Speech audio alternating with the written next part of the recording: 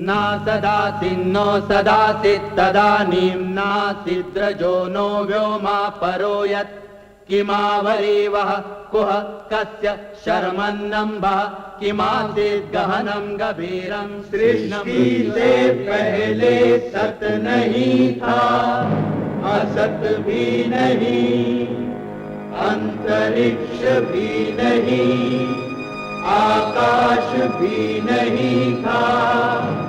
छिपा था क्या, कहाँ, किसने ढका था? उस पल तो अगम अतल जल भी कहाँ था।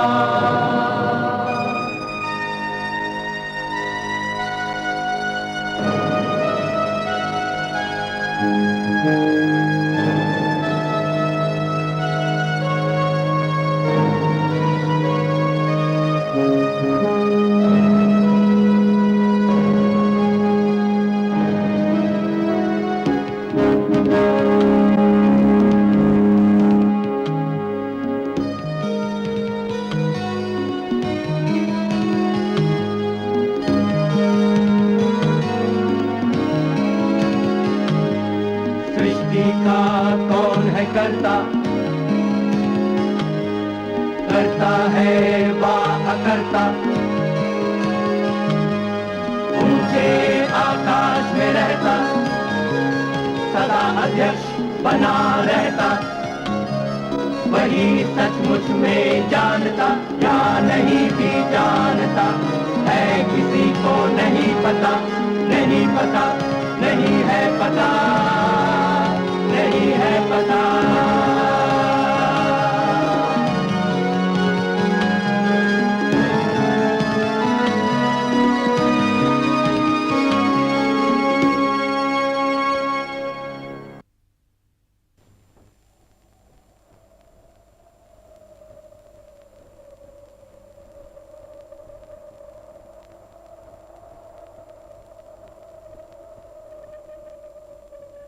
औरंगजेब के राज्य के आखिरी दिनों में मुगल सल्तनत के अलग अलग हिस्सों में जन आंदोलन शुरू होने लगे।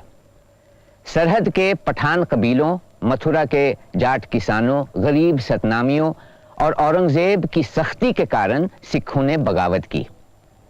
ये सारी बगावतें एक फजीहत तो थीं, मगर मुगल सल्तनत को असली खतरा मराठों की बढ़ती शक्ति से था।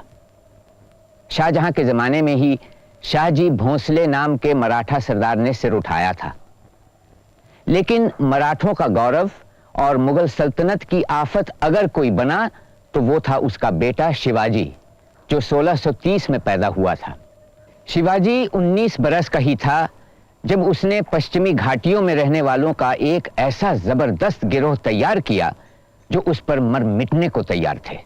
तदेव लग्नं सुदिनं तदेव ताराबलं चंद्रबलं तदेव विद्याबलं दैवबलं तदेव लक्ष्मीपते तेन्द्रियुगं स्मरामि शुभमंगल सावधान।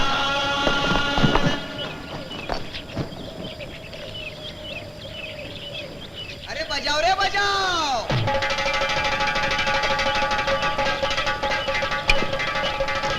राम राम। राम राम।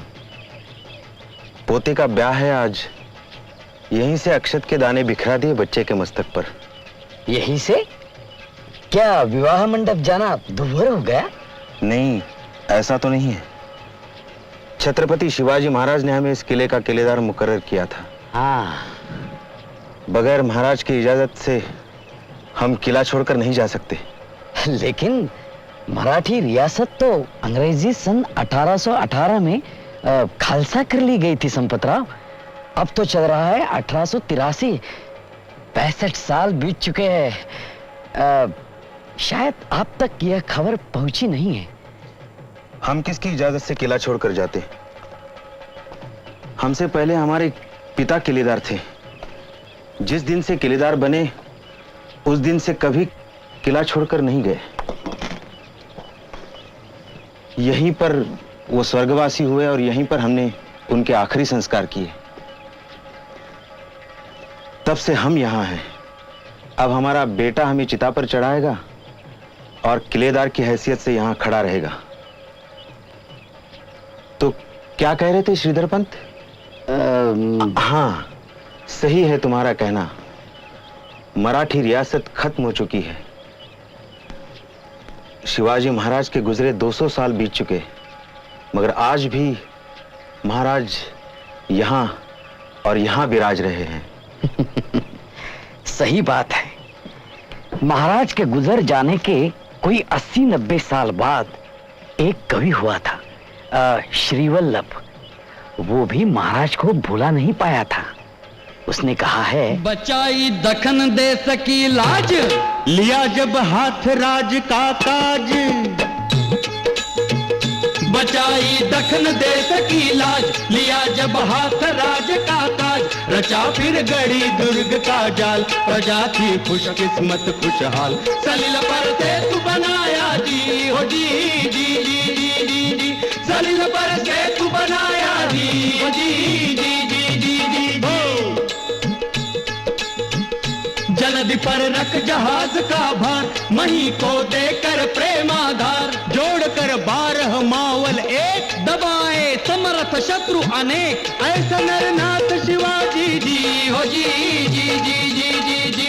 ऐसा नरनाथ शिवाजी जी, हो जी जी जी जी जी हो। मगर ज्योतिबा फुले ने कुछ और कहा है। किसानों का राजा पहला, अलंकारों से जीना बहला। छली के लिए महाछलिया, भलों की पड़ता था पैया। ओ बचाता प्राण जुगत से वो, डरे ना कभी विपद से वो। युद्ध के लिए सदा तैयार, प्रजा का पाया प्यार अपार। रैयत का सुख उसका सुख था, बनाता नया कायदा था। तबीयत का सीधा सादा, भलाई पर नित आमादा। ओ मधुरतम थी उसकी बानी, बहे जो झरने का पानी। शिवाजी राजा कुलभूषण, जरा भी मिले नहीं दूषण। शिवाजी राजा कुलभूषण, जरा भी मिले नहीं दूषण। क्या कहे ज्योतिबा फुले, शब्द ना मिले जी जी जी जी जी जी। क्या कहे ज्योतिबा फुले, शब्द ना मिले जी जी जी जी जी जी जी। आप शिवाजी को किसानों का राजा कैसे कह सकते हैं? इसलिए कि वो हम किसानों कुनबियों का नेता था। लेकिन तुम्हारे समझ में ये बात नहीं आएगी श्रीधर पंत। लगता है आज महाराज की पूरी कहानी सुनानी पड़ेगी, और पोते के ब्याह के दिन महाराज की कहानी सुनाने का सौभाग्य मुझे मिला है। 17वीं सदी के शुरुआत में ये जो पूरा इलाका तुम देख रहे हो, और उससे भी परे 12 मावल का प्रदेश है, एकदम बंजर था। मौत का उसे श्राप मिला हुआ था। धरती जैसे बांझ हो चुकी थी। धरती है स्वर्ण भंडार, पड़ी भंगार। आंख के पार में कुछ दिखता, भूख के आगे मान सस्ता। अंधेरा जड़ता का दस्ता, दलित जल था सबको जलता। मौत का नंगा नाच चलता, तब जिए तो कैसे जिए समझना पड़ता जी जी जी जी। तब जिए तो कैसे जिए समझना पड़ता जी जी जी जी जी जी। ऐसे मावल प्रदेश में शहाजी राजे भोसले ने राजा शिवाजी को उनकी माता जिजाबाई और अपने विश्वासपात्र सेवक दादूजी कोंडेव के साथ पुणे भेज दिया।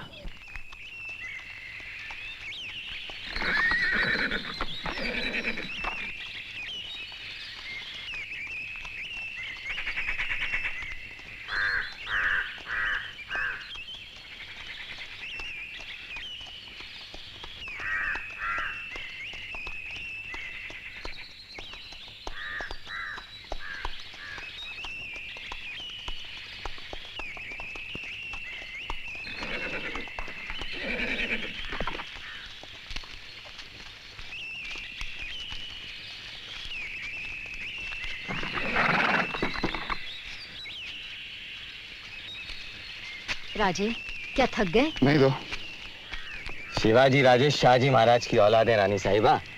इतनी जल्दी क्या थकने वाले हैं? इनके आबा साहेब घोड़े पर बैठ आंधी की तरह दौड़ते थे, दुश्मन चकरा कर रह जाते। कितनी बार आबा साहेब की कहानियां आपसे सुनेंगे पंत। कहानियां भर बन कर रह गई हैं राजे। माहौले की शिकस्त के बाद शाहजी महाराज बिल्कुल बदल गए। हम उनकी उदासी की वजह जानते हैं। मुगलों से हार मानकर उन्हें निजाम शाही के वारिस अबोध बालक मुर्तजा को मुगलों को सौंपना पड़ा। निजाम शाही को तहस नहस होते देखा, पर इसका यह तो मतलब नहीं कि सब कुछ भूलकर रंगरलियों में दिन रात गुजारे। और क्या करते बेचारे, इतनी कड़ी शर्तें जो माननी पड़ी। उन शर्तों का तो भार ढो रहे हैं आज तक। निजाम शाही की चाकरी छोड़कर उन्हें आदिल शाह की खिदमत करनी पड़ी। उनके अधिकार में एक भी किला न रहा। अपनी जागीर में रहना मना, मुगलों के इलाके के करीब रहने पर पाबंदी, जाकर बंगलुरु में बसना पड़ा। आदिल शाह के लिए पूरा कर्नाटक जीत लिया, वो भी एक अफसाना बनकर रह गया। माँ साहिबा, यहाँ तो एक खेत भी दिखाई नहीं देता, क्यों? ये इलाका ही बदकिस्मत है राजे। पहले तो महाराज साहब को लड़ाइयों से इतनी फुर्सत नहीं मिली कि अपने जागीर की देखभाल करें। ये देखकर देशपांड और देशमुखों ने मनमानी शुरू कर दी। ऊपर से मुगलों ने लूट मचाई, किसान लुटपिट कर भाग गए। उपजाऊ धरती जंगल बन गया। अब यहाँ बाघ और भेड़ियों का राज है। ये सब नहीं चलेगा दादोजी पंत। इसीलिए महाराज ने मुझे आपके साथ भेजा है। मैं अब उनका मुतालिक ही नहीं, आदिल शाही का सूबेदार भी हूं। लेकिन किसानों को कैसे वापस बुलाएंगे पंत? अगर उन्हें सुरक्षा मिलेगी तो वो जरूर अपने आप वापस आ जाएंगे।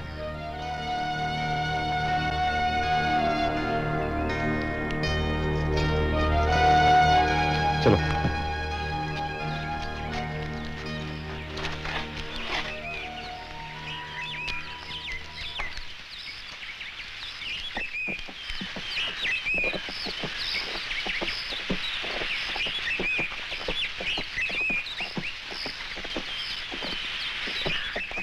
क्या बात है?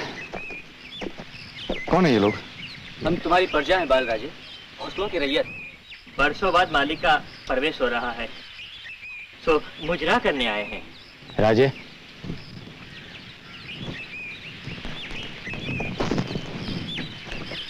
महाराज साहेब तो यहाँ आए ही नहीं। हम तो अनाथ हो गए। जागीर में कोई कायदा कानून है ही नहीं, बस जिसकी लाठी उसकी भैंस। महाराज साहब ने जागीर शिवाजी राजे को सौंप दी है। अब वो खुद तुम्हारी देखभाल करेंगे। मैं उनका मुतालिक हूँ। आप लोगों को शिकायत का मौका न मिलेगा। हमें रानी सरकार के दर्शन की इजाजत मिले। राजे, रानी साहिबा से पूछिए, दर्शन देंगी।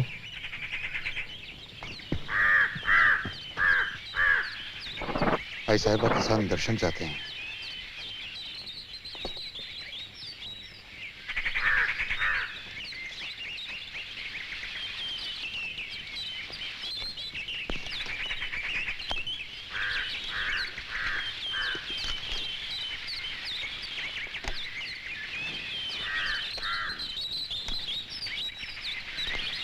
क्या कहना चाहते हो? कहो, बिना डरे कहो। रानी सरकार, हम आपकी वफादार प्रजा हैं। हमने कर देने से कभी इनकार नहीं किया। जितना देना चाहिए दिया। हमारी रक्षा करो रानी सरकार। किसका डर है तुम्हें? जिसका जी चाहे गांव में घुसता है, तलवार दिखाता है, जिस चीज पर मन आता है उसको उठा के चलता बनता है। न घर का आसरा है, न खेत खलिहान का। और ऐसा भी नहीं कि बरस में एक बार आता है या दो बार, बस मन कहा घुस जाता है। कभी एक आता है, कभी दूसरा आता है। शिकायत किसके पास करे? औरतों का जीना मुश्किल है। कब आबरू लूट जाए कोई भरोसा नहीं। गांव के बाद गांव बेचिराग होता जा रहा है। लोग जान के डर से भाग रहे हैं। कौन है ये लोग जो ऐसा जुल्म ढा रहे हैं? बोलो, डरो नहीं। एक हो तो बताएं सरकार। जो भी घुड़सवारी जानता है गांव में घुसता है। अब समझ लो कि हम बताते हैं बालराजे, आपके देशमुख और देशपांडे जो है वो अपने आप को मालिक मानते हैं। तुम्हें न्याय मिलेगा। जागीर के काम में कोई बदइंतजामी नहीं होगी। तुम निश्चिंत रहो। लगता है यहां भी मुगल फौजों ने काफी लूट मचाई है। कितने लोग मारे गए? उनके आने तक यहाँ रुकता कौन कि मुगल उन्हें मारते। सो मकान लूट लाट के जानवर हाँक ले गए सिपाही। तो तुम कहां जाके छुपे? इन पहाड़ियों में जितना बन जाए सर पर रख के भागते, बाकी तोड़ फोड़ देते, जला देते। लेकिन पहाड़ियों पर भी सिपाही पकड़ सकते हैं तुम्हें? पहाड़ियां चढ़ जाएं तो हमें कोई नहीं पकड़ सकता, न मुगल न आदिल शाही। राजे, इन पहाड़ियों को तुम नहीं जानते। आदमी का चढ़ना तो मुश्किल, घुड़सवार क्या चढ़ेंगे? हाँ, और हमें सब पगडंडियां मालूम है। गुफाएं भी है वहां पर और पीने को पानी भी है। इन पहाड़ियों की छानबीन करनी होगी। चलो हमें अपनी पहाड़ियां दिखाओ। हाँ हाँ चलिए, हाँ चलिए चलो। भेड़ियों का सफाया तो हो चुका है दादोजी, अब तो किसानों को भी लौटाना चाहिए। राजे, भेड़ियों से ज्यादा उन्हें डर है आपके देशमुखों से। आज किसे पकड़ के लाए आप? अभी बताता हूं। दादोजी, ये फैसला भी आप ही कर लीजिए। नहीं, जागीर महाराज साहब ने तुम्हें सौंपी है, इसलिए अब फैसले तुम्हें लेने होंगे। ले आओ।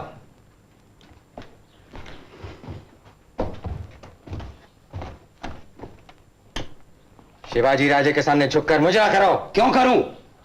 ये मेरे स्वामी है क्या? इनका दर्जा मुझसे बड़ा है क्या? ये भी मेरी तरह वतनदार हैं। कौन है ये? भौर का देशमुख कृष्णाजी नायक बांडल। भौर में अपनी मनमानी चलाता है, मालगुजारी की एक पाई नहीं देता, ऊपर से अपने नाम के ऊंचे कर किसानों पर थोप दिए हैं। आप इन्हें ये सब पहले बता चुके हैं दादोजी? कई बार, लेकिन ये मानने को तैयार नहीं।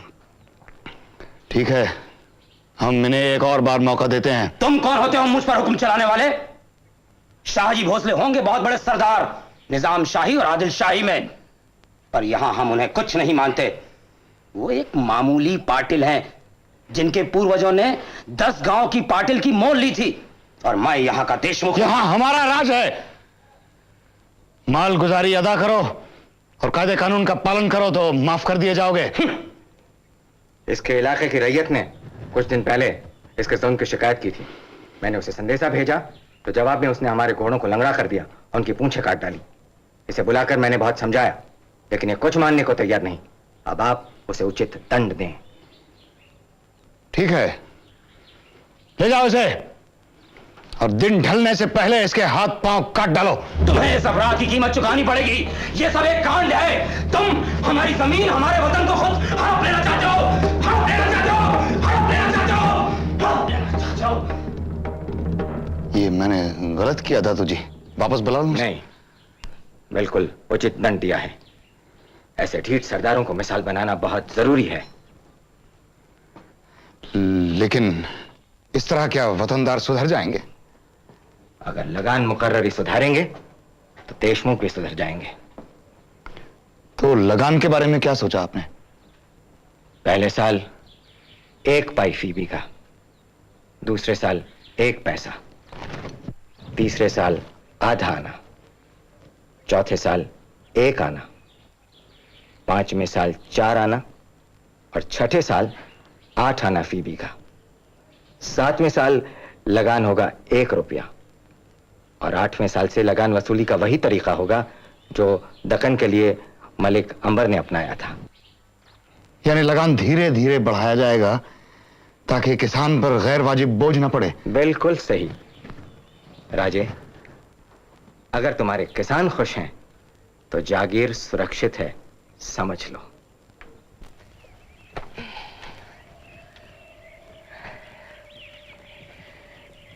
राजे, आज ये क्या शक्ल है कि इस बूढ़ी देखो इतने ऊंचे पर ले आए हो?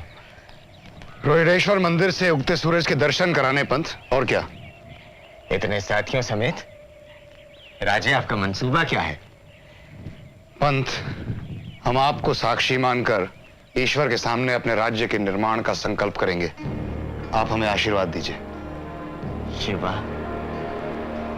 हमने देखी है तुम्हारे पिता की तेग की चमक, निजाम शाही में उनकी बादशाही दमक, जो एक दिन सब मिट गई और अब रह गई उनकी आंखों की बुझी बुझी चमक।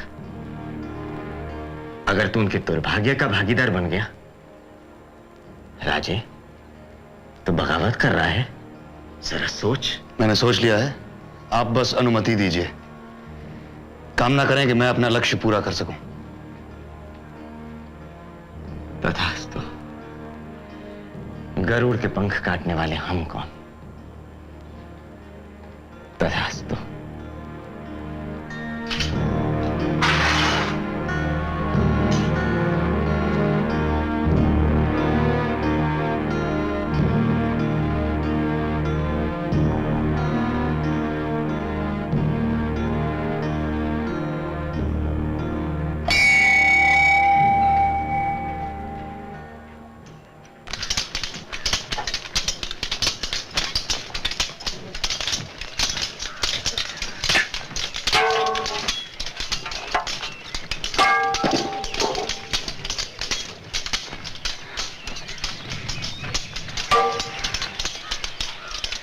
हमने स्वराज कायम करने की शपथ तो ली।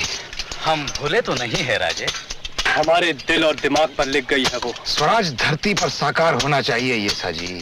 हमारे आपके दिल और दिमाग में रहने से क्या होता है? तो चलो धरती पर हक जमाते हैं, इसमें क्या है? स्वराज क्या खाने के लड्डू हैं? राजे ने कहा ना कि हमें धरती चाहिए।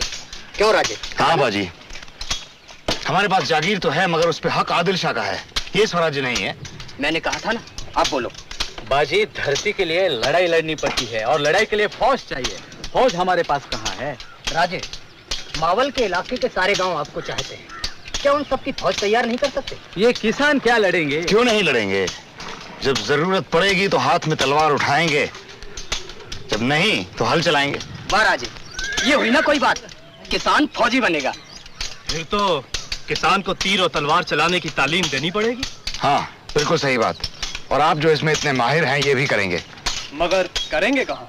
पहाड़ों पर, जंगलों में, जहाँ लड़ेंगे वहीं करेंगे। नहीं नहीं बाजी, हमें इस काम के लिए अपनी एक सुरक्षित जगह चाहिए, जैसे हमारा अपना किला। किला? बात तो ठीक है, मगर कौन सा किला? बन पड़े तो तोड़ना किला। तोड़ना का किला? मगर राजे, हमारे पास इतने सिपाही कहाँ हैं? हम अचानक हमला बोलेंगे उल्टी तरफ से, उस तरफ कोई सिपाही भी नहीं होते। ये हुई ना कोई बात। स्वराज्य का पहला किला। जय भवानी। जय भवानी।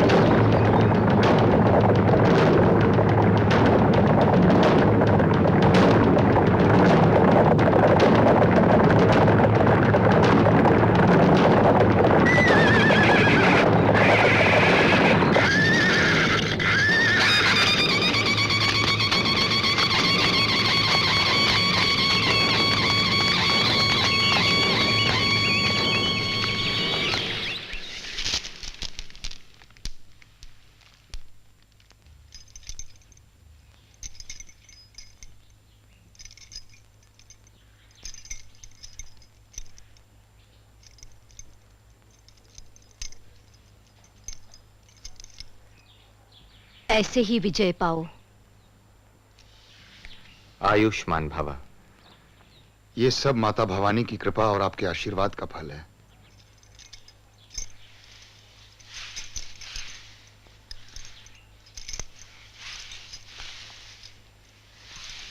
इतने विनम्र मत बनो। अपने साहस और सूझबूझ से तुमने हमारे सपने को साकार कर दिया। दादोजी पंत की कड़ी तालीम को सार्थक कर दिखाया। लेकिन पंत हमारी फतह से खुश नहीं है। जब से हमने तोड़ना जीतने की खबर दी है, वो ना हंसे हैं ना मुस्कुराए हैं। आप जो खतरा मोल ले रहे हैं उसे सोचकर हमारी खुशी पर डर के बादल छा जाते हैं। अभी तक हमने देशमुखों को सीधा किया, उसके बाद दूसरे हाकिमों पर सख्ती बरती। मुतालिक होने के कारण यह हमारा फर्ज भी था, मगर जागीर की चौहदी के भीतर अगर कभी चौथी लांगनी भी पड़ी तो हमने आदिल शाही की बहबूदी का बहाना बनाया। महाराज साहब ने मुझे सूबेदार मुकर्रर करा, इसलिए एक हद तक मैं ये बंदोबस्त कर सका।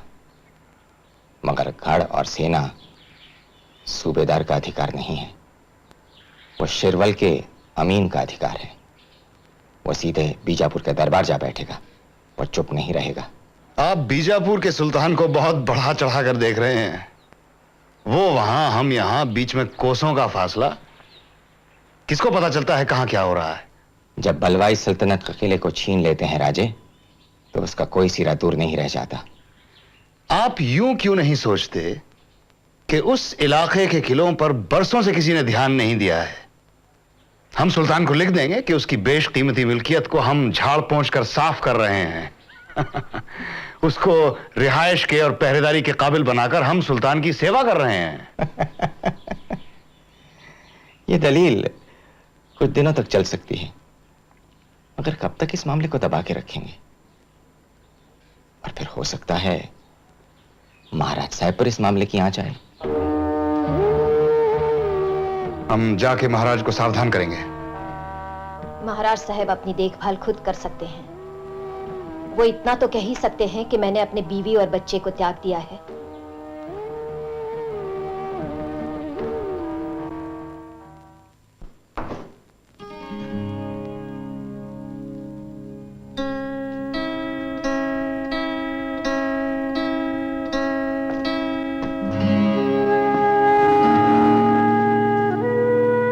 तोरणा पर धावा बोलने की किससे इजाजत ली थी?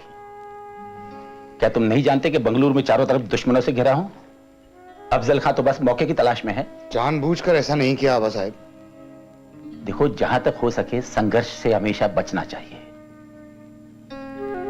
शायद हम इस बात को समझ नहीं सके, या समझ भी सके तो भी उस पर अमल नहीं कर पाए। हमने सोचा था आप तो खुश होंगे कि माहौली की हार के बाद किसी किले पर पहली बार भोंसले वंश का कब्जा हुआ है। क्या हम स्थिति में हैं कि बगावत करें? हाँ, आप तो चाहते हैं कि हम हमेशा निजाम शाही और आदिल शाही या मुगलों के अधीन रहें। तुम्हारी मां साहिबा भी इसी तरह की बातें करती हैं। वो जिद्दी हैं, बहुत महत्वाकांक्षी हैं, और हमारे संबंध में काफी कुछ अनुदार भी। क्यों है ये हम नहीं जानते, या शायद जानते भी हों तो समझ नहीं पाते।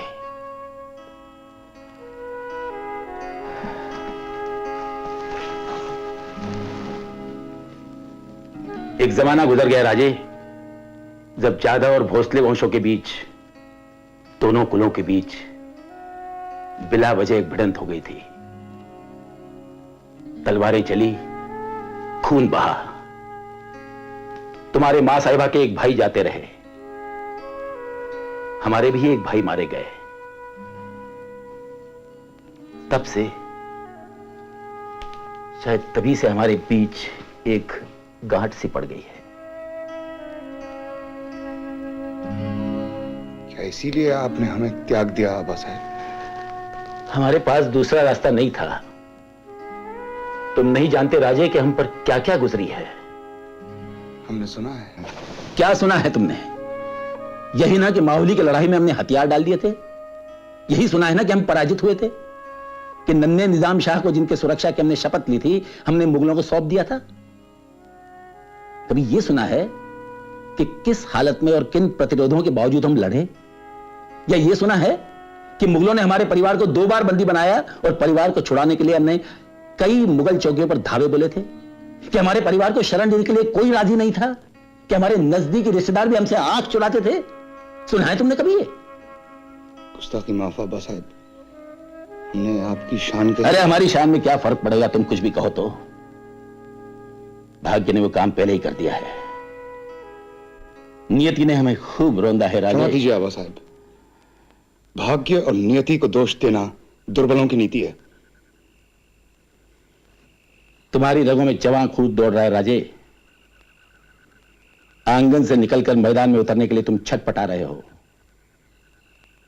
पराजय का काला मुंह तुमने कभी नहीं देखा। जरा हमारी ओर देखो। दक्खन के जोरावर योद्धा, एक राजा के गद्दी के स्वामी, चाहे जिसे बिठाएं चाहे जिसे उठाएं, लेकिन आज हम क्या हैं? वो इसलिए कि आप दूसरे को गद्दी पर बिठाकर ही संतुष्ट हो गए, गद्दी छीनकर कभी उस पर बैठना नहीं चाहा। अरे चाहने से क्या होता है, हालात भी तो वैसे होने चाहिए। हालात इंसान मोड़ भी तो सकता है। सही है, तभी तुम ख्वाब देखने की हिमाकत कर रहे हो, और ख्वाब भी सही समय पर देख रहे हो। आबा साहब, ऐसा ख्वाब आपने क्यों नहीं देखा? शायद हालात ने हमारे ख्वाब को बदरंग कर दिया था राजे। लेकिन एक बात हमेशा ध्यान में रखना कि विजय नशा बनकर तुम पर न छा जाए और पराजय अंधेरा बनकर तुम्हारी दृष्टि न छीन ले।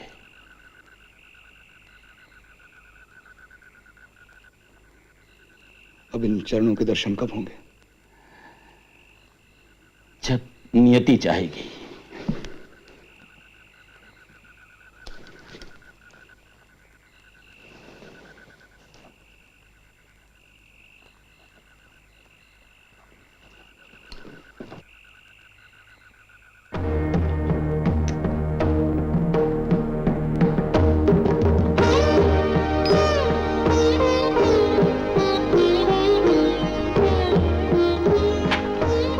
राजे, आज खुद दफ्तर देख रहे हैं, अच्छा लगता है। आइए दादूजी पंत, आइए बिराजिए। ये मोरोपंत हमसे कह रहे, कहिए ना मोरोपंत, आप पेशवा हैं। मैं कह रहा था कि पंत ने लगान का जो बंदोबस्त किया है उसमें कुछ मुश्किलें पेश हो रही है। जैसे? एक तो यह है बंदोबस्त 7 साल के बाद फल देगा। तब तक हमें जो हासिल होगा वो नहीं के बराबर है।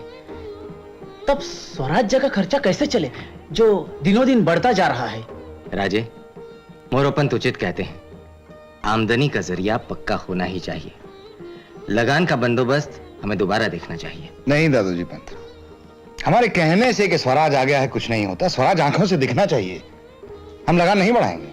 मगर राजे, राज्य की रोजमर्रा की जरूरतों को हम पूरा कैसे करेंगे, जबकि आज का काम इतना अधिक नहीं है। हम शत्रु के राज्यों पर धावा बोलकर धन जमा करेंगे। हम आम आदमी को नहीं छुएंगे, लेकिन व्यापारियों, महाजनों और हाकिम हुक्काम से निश्चित रकम लेंगे। यह भी एक बंदोबस्त होगा। आप हंस रहे हैं? हम बहुत प्रसन्न हैं राजे। अब तुम दूर की देखना सीख गए हो।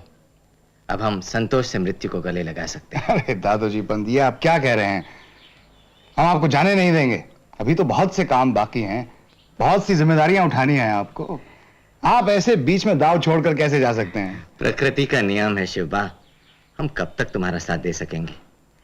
माँ जगदम्बा को शायद यही मंजूर है कि हम तुम्हें सीढ़ियों पर चढ़ते हुए देखें।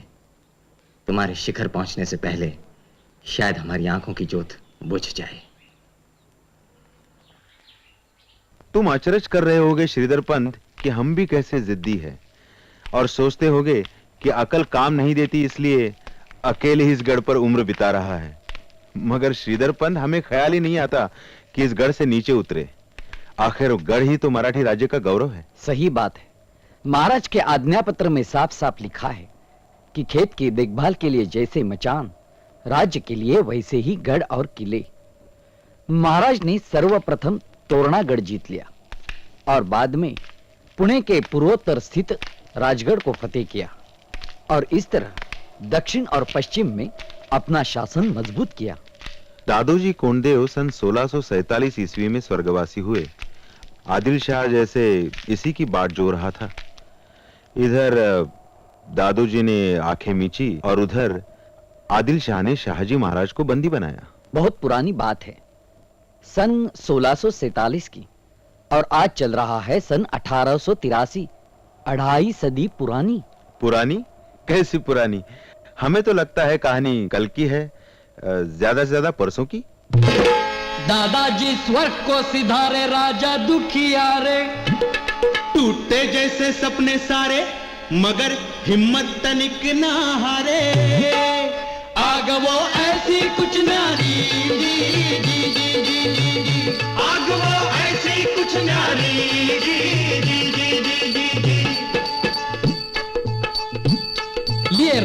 जाने संग साथी प्रजा भी साथ चली आती। नहीं वो भूली थी उपकार, राजा ने जीवन दिया संवार। लहर जो मन में उठी अपार, छोड़ के हल उठाई तलवार। बनाया किसान का फौजी, जी जी जी जी जी जी। बनाया किसान को फौजी, जी जी जी जी जी जी। आग वो थी ही कुछ न्यारी, जी जी जी जी जी जी। आग वो थी ही कुछ न्यारी, जी जी जी जी जी जी। हमने अपनी तरफ से पूरी कोशिश की आई साहिबा। बुरहानपुर के मुगल सूबेदार के मार्फत बादशाह शाहजहां को संदेशा भी भेजा कि वो महाराज साहब को मुक्त कराएं। हम उनकी सेवा करने को तैयार हैं। एक चाकर को छुड़ाने के लिए आपने दूसरे का चाकर होना मंजूर कर लिया। कोई जवाब आया? आया आई साहिबा, बहुत साफ और सीधा जवाब। बादशाह ने लिखा कि वो इस मामले में दखलंदाजी नहीं करना चाहते। तो अब आबा साहिब को जिंजी के कैद खाने से बीजापुर तक हथकड़ी पहनाकर ले गए वो, जिन्होंने कन्नड़ इलाके में उनकी सत्ता मजबूत की थी। उनका ऋण खूब चुकाया आदिल शाह ने। राजनीति सत्ता के पांव चूमती है और चाकरी बजाने वालों को लात मारती है, ये आपके आबा साहिब अच्छी तरह जानते हैं, मगर समझने से इनकार करते हैं। क्या कहें हम? आपने क्यों नहीं समझाया? यही तो समझाना चाहा था, तो उसका ये फल मिला कि 7 सालों से उन्हें न कभी आपको याद किया न हमें। ये माने बैठे हैं कि जिजाऊ को क्या चाहिए, 2 वक्त भरी थाली और बेशकीमती साड़ी। तो काबाई कहां है आजकल? हमारा सवाल भूल जाओ शिवबा, तो काबाई भी तुम्हारी मां है। कहां है आपको पता ही होगा। भावना के आवेग में जाने मुंह से क्या निकल गया। आबा साहिब ने आपको त्याग दिया, आपने कभी शिकायत नहीं की। लेकिन क्या हम नहीं जानते कि उनका दूसरा विवाह आपके हृदय में शूल की तरह चुभता रहा? आप नहीं चाहती तो हम कुछ नहीं कहेंगे। हमारी दूसरी मां बंगलुरु में है, सुरक्षित हैं। और आपके भाई संभाजी दादा राजे भी सुरक्षित हैं। अब क्या इरादा है? चढ़ाई का। आदिल शाह सिर्फ चढ़ाई की जबान समझता है, तो अब यही सही। और अगर शाहजहां ने भी हमारे खातिर कुछ नहीं किया तो उसकी भी यही वजह होगी।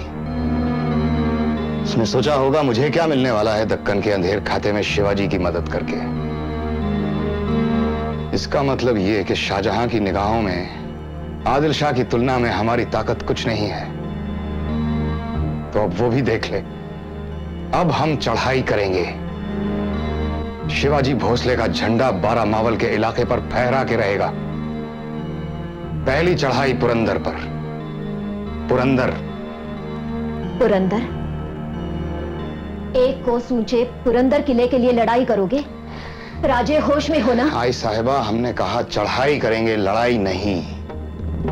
जहां लड़ाई संभव नहीं वहां चढ़ाई कर कर काम बनाएंगे। ठीक है ना? अहमदनगर के निजाम शाह ने एक मराठी ब्राह्मण को वहां का किलेदार नियुक्त किया था, नीलोजी नीलकंठ। नीलोजी और उसके छोटे भाई शंकर राजी के बीच कुछ अनबन है, ऐसी खबर हमें मिली है। सोचते हैं कि उनके आपसी झगड़े का लाभ हम उठाएं। हमने नीलोजी को संदेशा भी भेजा है। शंकर जी, शिवाजी क्या लिखता है? उसके बाप को आदिल शाह ने बंदी बना लिया है नीलोजी दादा, इसलिए शिवाजी हमारे यहाँ पनाह चाहता है। और लिखता है नीलोजी नीलकंठ निराश नहीं करेंगे। अच्छा हुआ। शाह जी यूं भी आज आदिल शाह तो कल निजाम शाह के पैर छूकर अवसरवाद की राजनीति खेल रहा था। उसे अच्छी सजा मिली है। शिवाजी को लिखो कि वो हमसे आकर मिले। हाँ, तुम जाती तौर पर गढ़ के नीचे उससे जाकर मिलो और कहो हमने उसे अभय दिया।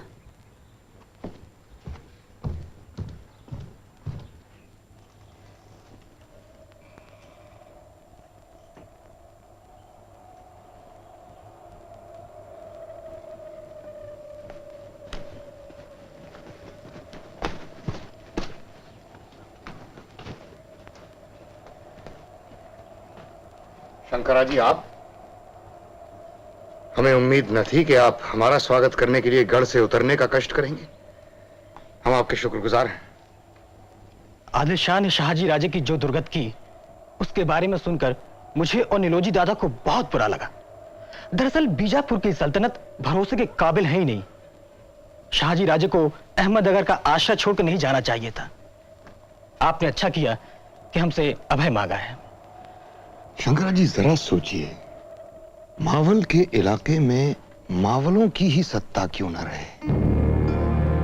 हम गढ़ जीतते हैं, हारते हैं, वो औरों की सेवा के खातिर नहीं, बल्कि यहां और पूरे दक्कन में एक ही सत्ता को मजबूत रख सकें। ये काम मुगलों के बस का नहीं है, और अब तो निजाम शाही भी खत्म हो गई है। बीजापुर की आदिल शाही बेरहमी पर उतर आई है। हम उसे सबक सिखाना चाहते हैं। ये कोई छोटा मोटा काम नहीं है। आप हमारी मदद क्यों नहीं करते? हम? नहीं, ये कैसे हो सकता है? और फिर नीलोजी दादा आपकी नीतियों से सहमत नहीं होंगे। इसीलिए हमने सबसे पहले आपके सामने मन खोल के बात की। नीलोजी तो अपने सुख चैन में मस्त हैं। वो तो इसी बात से खुश हैं कि पुरंदर के किलेदार बने रहें और उसका लाभ उठाते रहें। वो दूसरी मिट्टी के बने हुए हैं। उनमें वो तेज नहीं, वो साहस नहीं जो आप में है। जरा विचार कीजिए, आप हमारे राज्य के किलेदार बनिए, पुरंदर का कारोबार मावलों की ओर से चलाइए। मगर हम आपका विश्वास कैसे कर लें? स्वराज्य के नाम पर आपको वचन दे सकते हैं, इस वक्त और क्या कहें। शंकराजी, ऐसा मौका दोबारा नहीं मिलेगा। आप हमें सहयोग दीजिए, हमारे यज्ञ में शामिल होइए। कल सुबह होने से पहले आप पुरंदर गढ़ के किलेदार होंगे। सुनिए,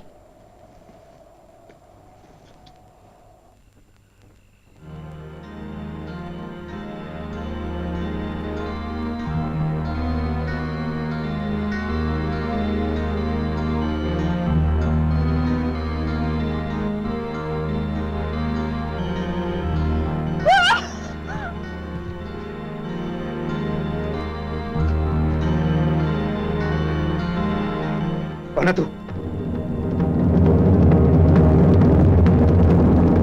हम राजा शिवाजी हमसे पनाह मांगता है और अपने आप को राजा कहता है। बहस मत करो, आधी रात का वक्त है, बेकार समय मत गवाओ। ये विश्वासघात है।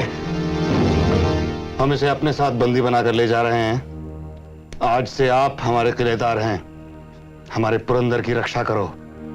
चलो।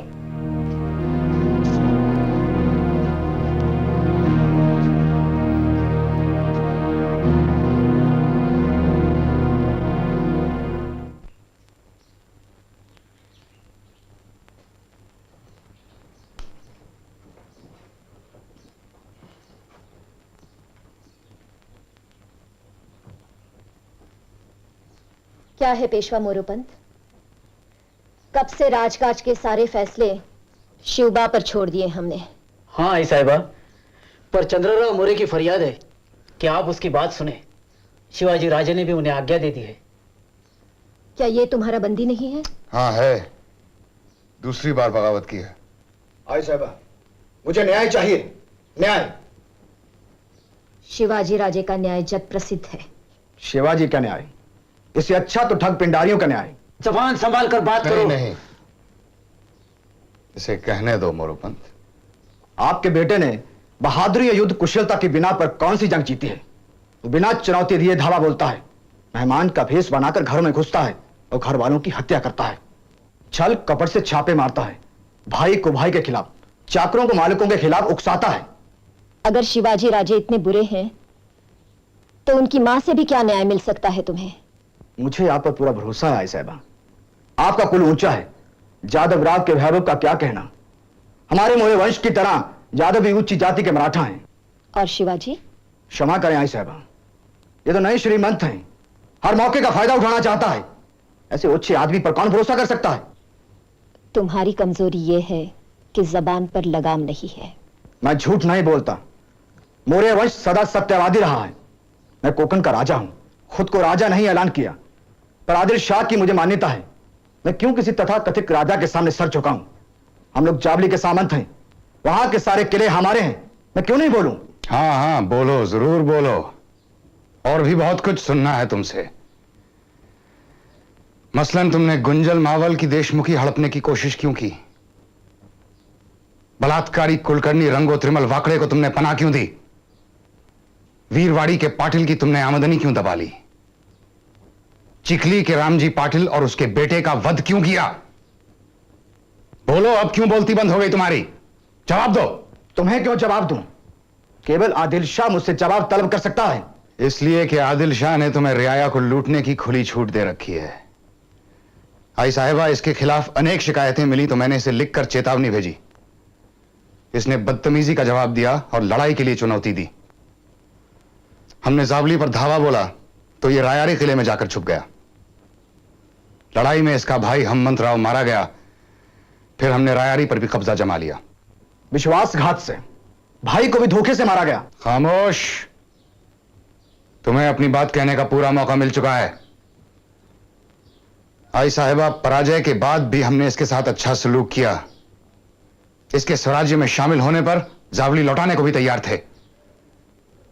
ऊपर से तो इसने स्वीकार किया, लेकिन अंदर ही अंदर हमारे विरुद्ध साजिश की, हमारी शिकायत की आदिल शाह के दरबार में।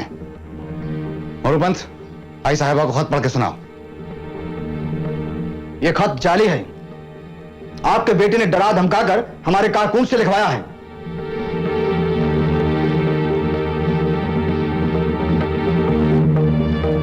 मगर इस पर तो तुम्हारी मुहर है। मोहर चुराने में कितना समय लगता है? जो आदमी धोखे से चाबड़ी ले सकता है, उसके लिए मोहर क्या? आई साहिबा, इसे और इसके बेटों को देशद्रोही के इल्जाम में बेड़ी बंद कर रखा है। ये गद्दार हैं। न्याय जो कहता है वही करो। ऐसे जुर्म की एक ही सजा है, देहांत की सजा। मोरोपंत, इसका और इसके बेटों का सर कलम कर दिया जाए। यह हमारा हुक्म है।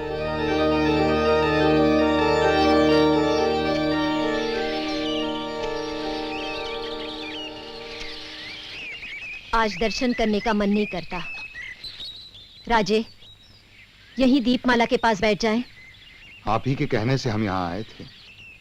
आप नहीं चाहती तो दर्शन किए बिना ही चले जाएंगे।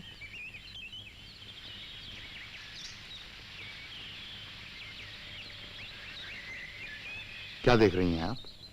मंदिर का शिखर। कहते हैं मंदिर के शिखर के दर्शन भी पुण्य दिलाते हैं।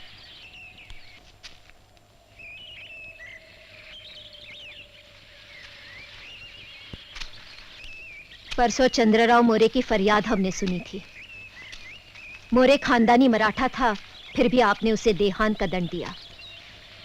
अगर आप स्वजनों के साथ इसी तरह पेश आए तो लोग क्या कहेंगे? आई साहिबा, हमें नया बीज बोना है और बीज बोने से पहले खरपात उखाड़ कर फेंकने होंगे।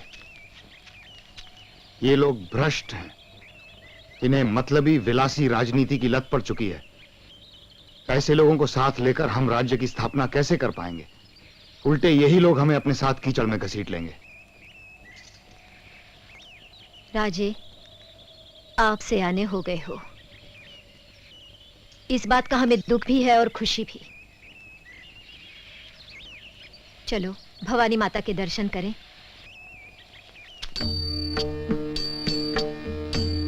इन्हीं आँखों से देखे हम उसे बनते हुए राजा। तुम्हारा है तुम ही पोसो हमारी फर्ज इतनी सी। तुम्हारा है तुम ही पोसो हमारी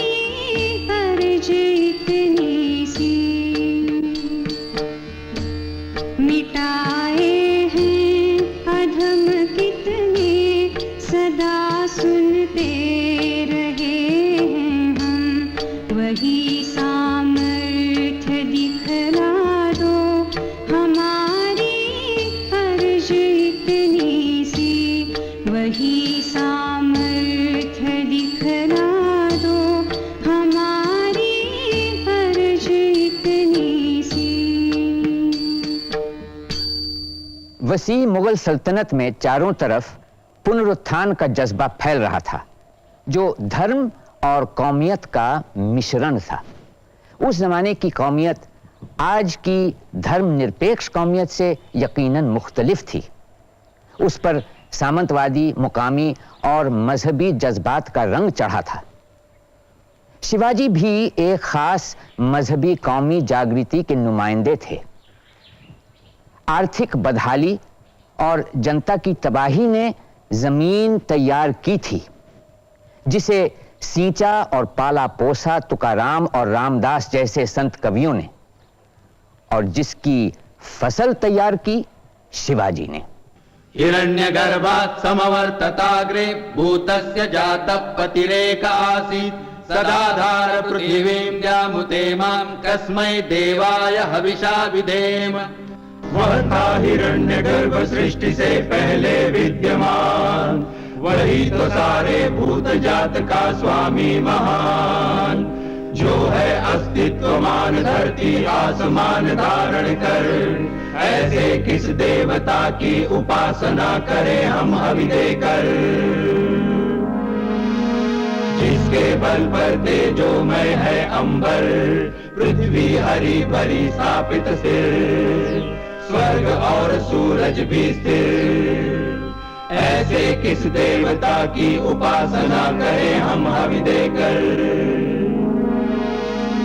गर्भ में अपने अग्नि धारण कर पैदा कर, व्यापा था जल इधर उधर नीचे ऊपर, जगा जो देवों का एकमेव प्राण बनकर। ऐसे किस देवता की उपासना करें हम हवि देकर। ओ सृष्टि निर्माता स्वर्ग रचयिता पूर्वज रक्षा कर, सत्य धर्म पालक अतुल जल नियामक रक्षा कर। फैली है दिशाएं बाहु जैसी उसकी सब में सब पर, ऐसे ही देवता की उपासना करें हम हवि देकर। ऐसे ही देवता की उपासना करें हम हवि देकर।